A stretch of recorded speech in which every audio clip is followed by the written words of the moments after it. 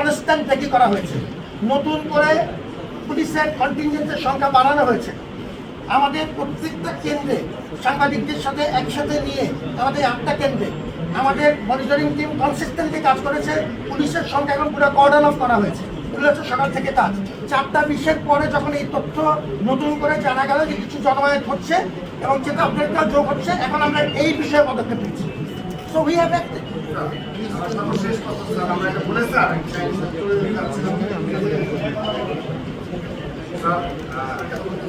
সর্বশেষ আমাদের একটি বক্তব্য জন্য এসেছে, যেটা আমাদের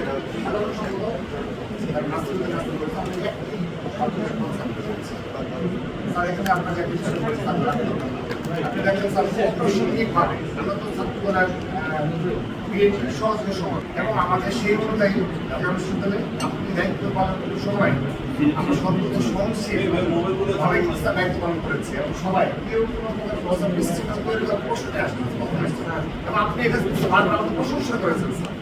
তো সর্বশেষ সময় স্যার আপনি দেখবেন সারা দেশের বিচ্ছিন্ন ঘটনা ঘটেছে, কিন্তু এই ঢাকা বিশ্ববিদ্যালয়ে বিএনপির নামে ধরো তারেক রহমানের নামে বিনা কারণে তাদের সাথে কোনো সম্পৃক্ত করে নেই, তাদের একটা বাজে বাজে গালি দেওয়া হয়েছে।